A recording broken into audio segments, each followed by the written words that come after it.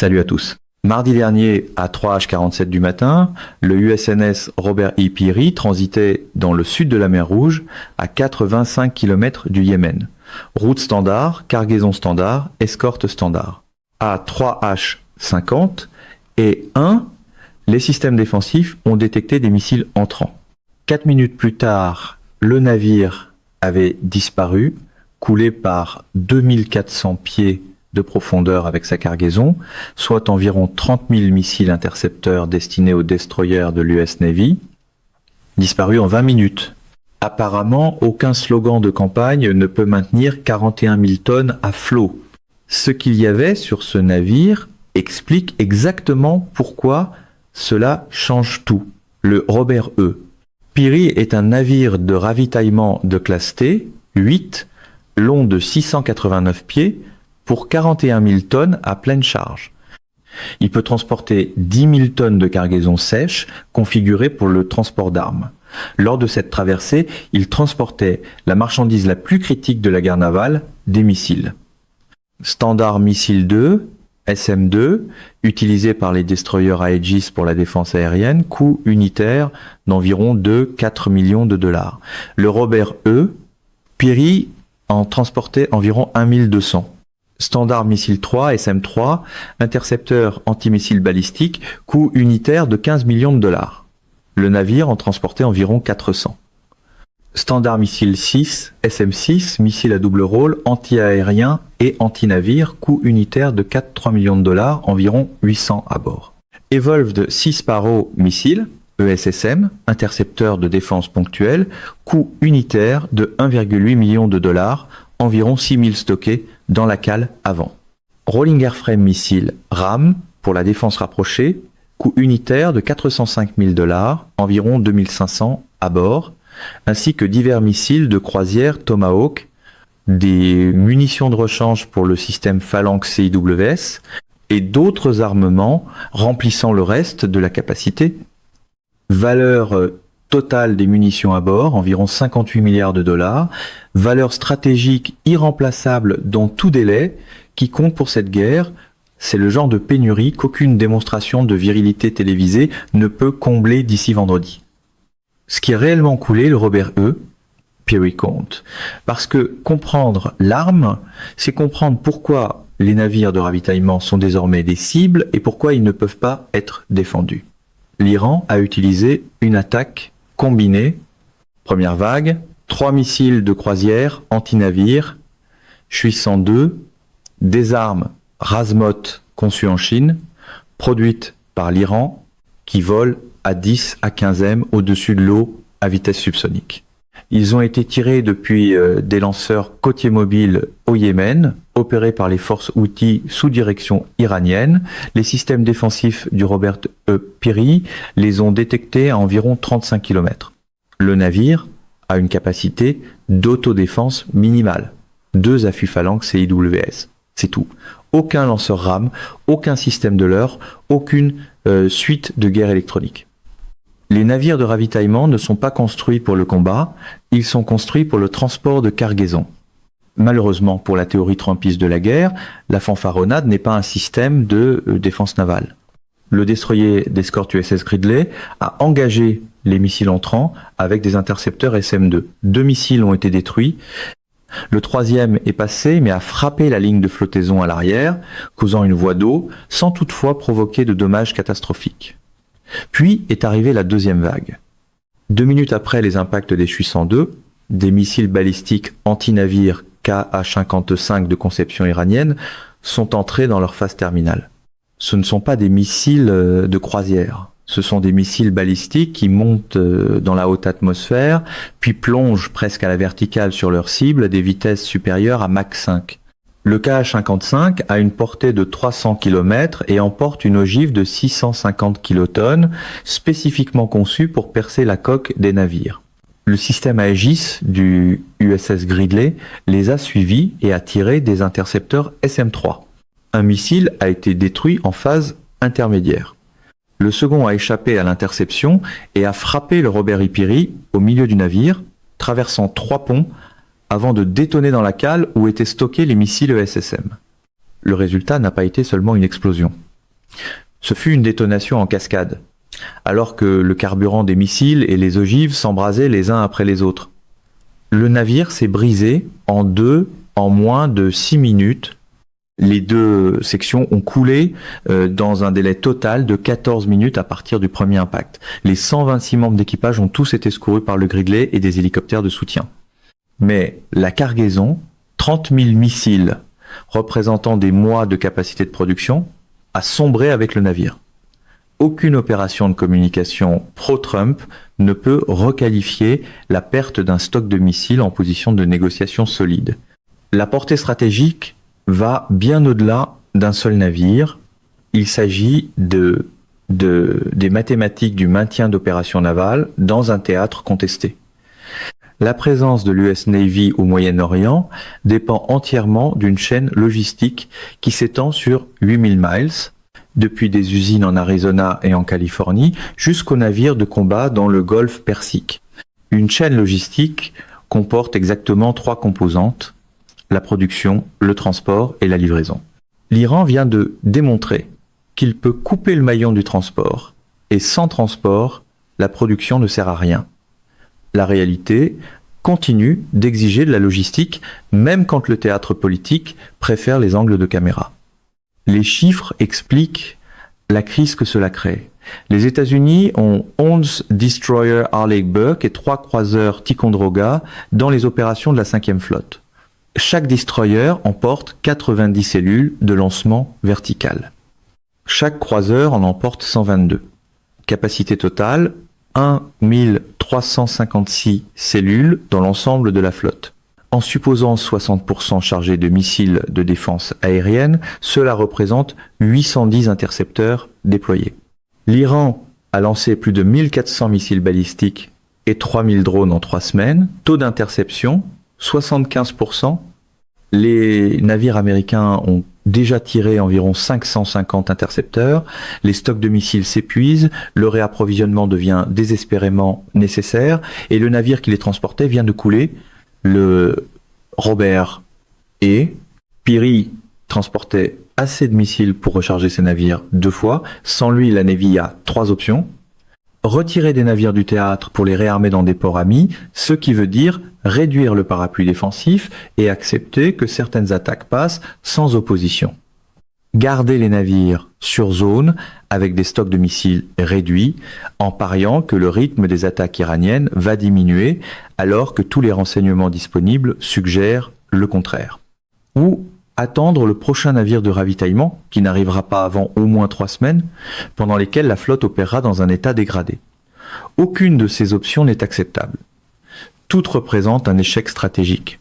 Voilà le coût de la perte de capacité logistique dans la guerre navale moderne. Et non, un micro plus fort ne compte pas comme 4e option. Les délais de remplacement rendent l'ampleur du problème encore plus claire. Raytheon produit le SM-2 au rythme de 125 missiles par an, le Peary en transportait 1200, cela représente 10 ans de production. La production du SM-3 tourne à 60 par an. Le navire en transportait 400, soit 6 ans et demi. Le SM-6 est fabriqué à raison de 125 par an. Le navire en transportait 800, soit plus de 6 ans. La production de SSM pour l'inventaire américain est de 500 par an. Le navire en transportait 6000, soit 12 ans de production. Le temps total requis pour fabriquer des remplaçants pour tous les missiles perdus à bord du Robert E. Peary, en supposant que les usines tournent à capacité actuelle, sans autre commande, sans exportation, sans arrêt de maintenance, est d'environ 47 ans. Évidemment, c'est pas exactement ainsi que cela fonctionne.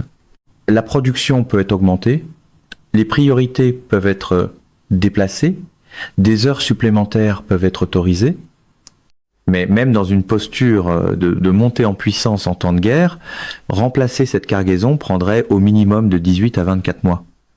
C'est un calendrier plutôt gênant pour tout courant politique qui traite le titre de la semaine prochaine comme un substitut à la capacité industrielle.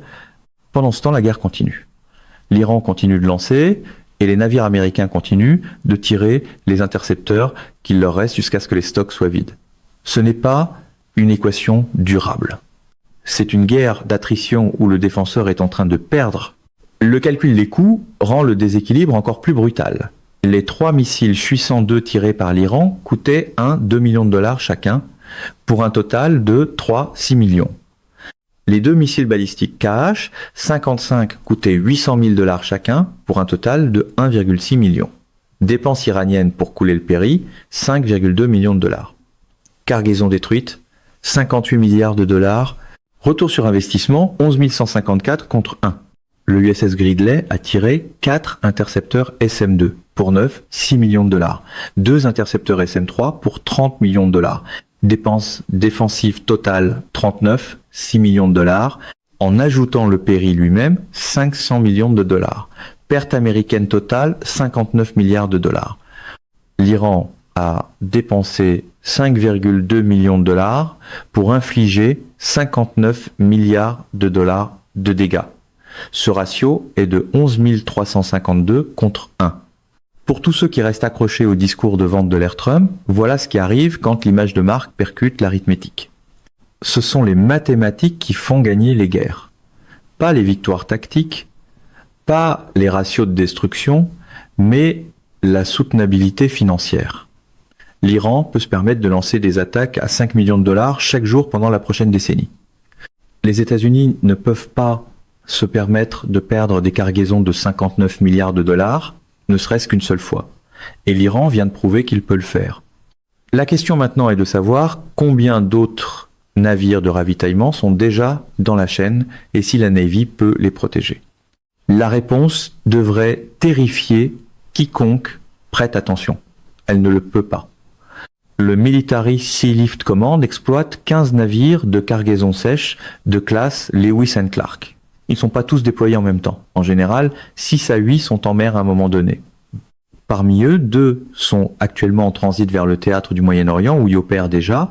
Les 2 transportent des missiles intercepteurs. Les 2 sont désormais des cibles confirmées.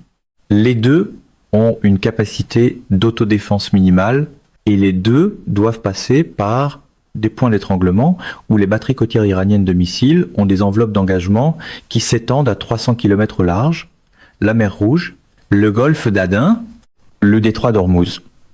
Chacune de ces voies maritimes est couverte par des systèmes d'armes iraniens ou fournis par l'Iran.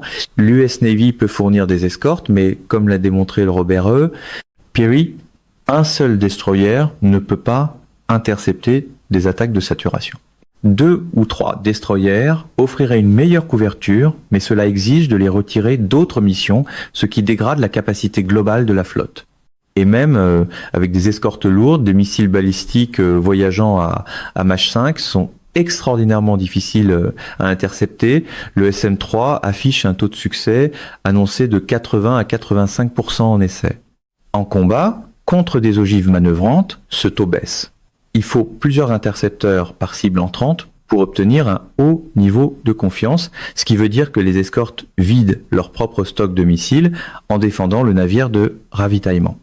Et quand elles n'en ont plus, elles ont besoin de réapprovisionnement, ce qui exige un autre navire de ravitaillement qui devient à son tour une autre cible.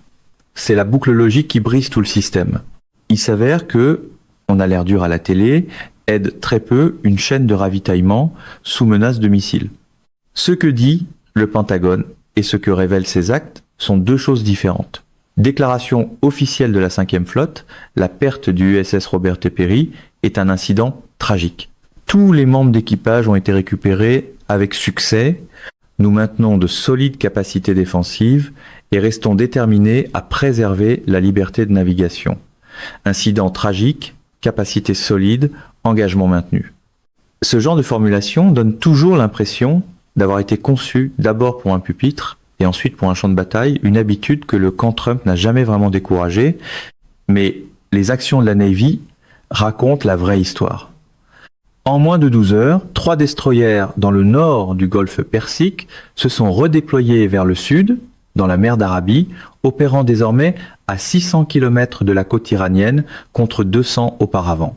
Le groupe amphibie USS Batan, qui devait entrer dans le golfe Persique, reste en attente dans le golfe d'Oman depuis 6 jours et ne progresse pas. Le prochain navire de ravitaillement, le USS Richard E, Byrd, en route vers la mer Rouge, a modifié sa trajectoire en contournant le cap de Bonne-Espérance, ajoutant 14 jours de transit afin d'éviter complètement la mer Rouge. Ce ne sont pas les actions d'une force dotée de capacités solides. C'est une flotte qui sait qu'elle est vulnérable et qui recule. Même la carte est désormais en désaccord avec la version de la force vendue dans les communiqués.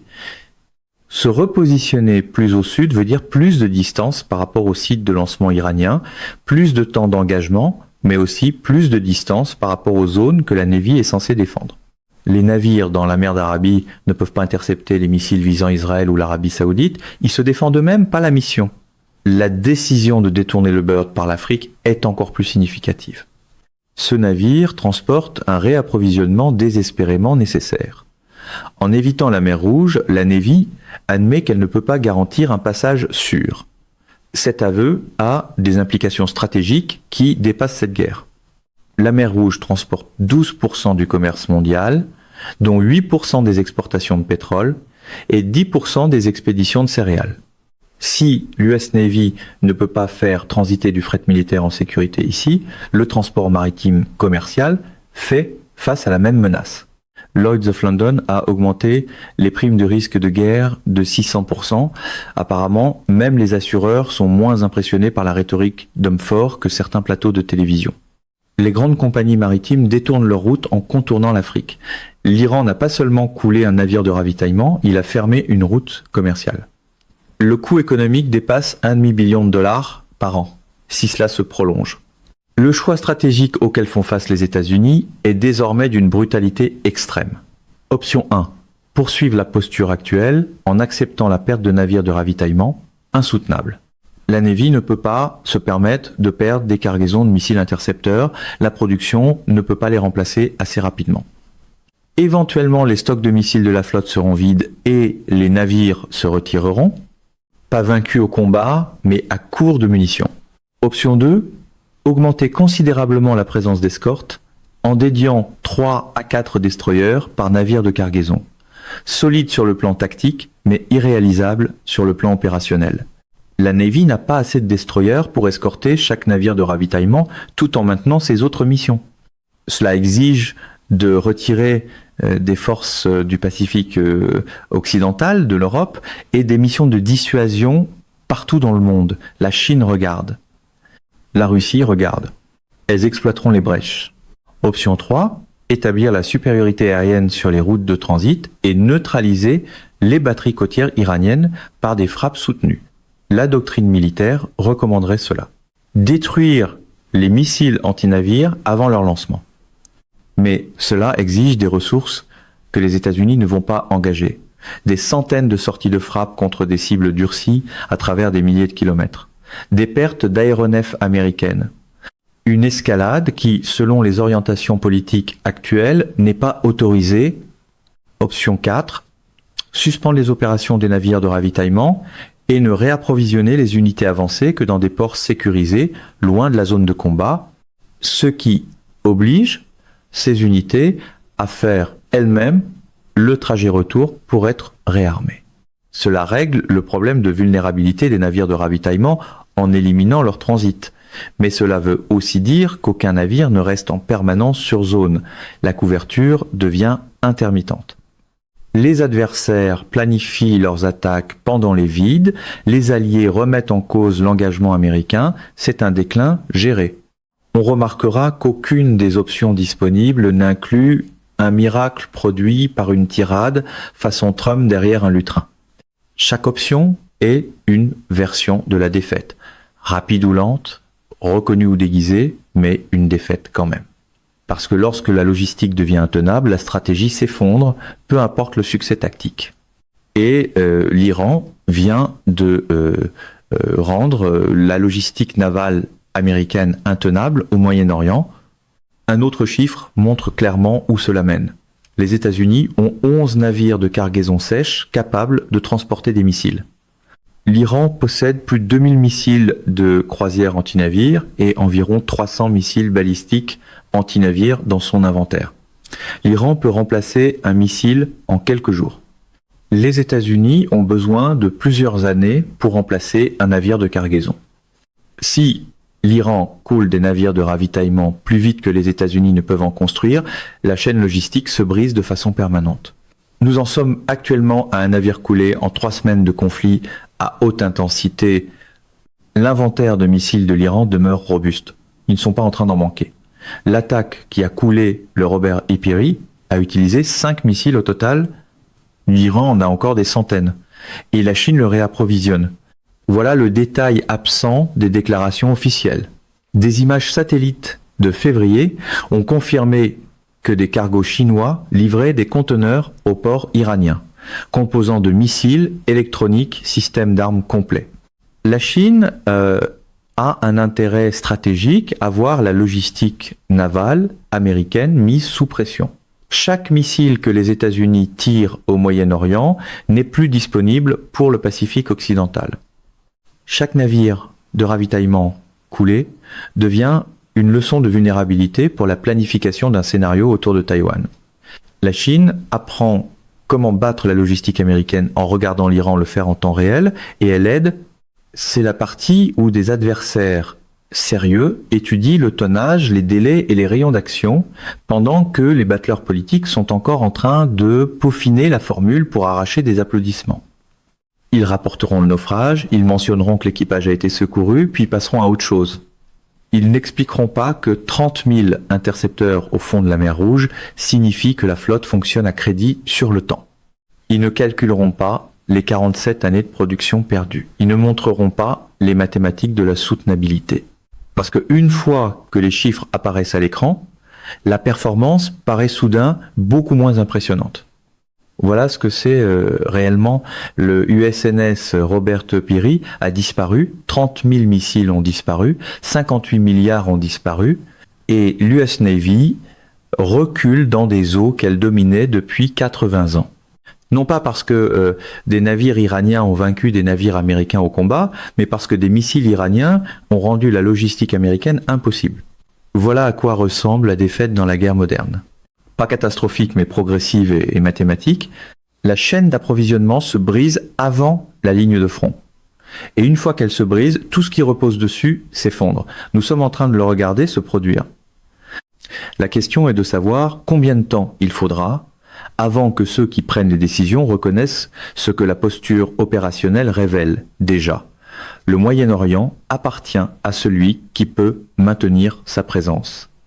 Et en ce moment, ce n'est pas l'Amérique. Mesdames et messieurs, notre émission d'aujourd'hui s'arrête ici. Nous vous invitons à partager votre avis personnel dans la section des commentaires ci-dessous. Pouvoir, vérité vous salue et vous donne rendez-vous très bientôt.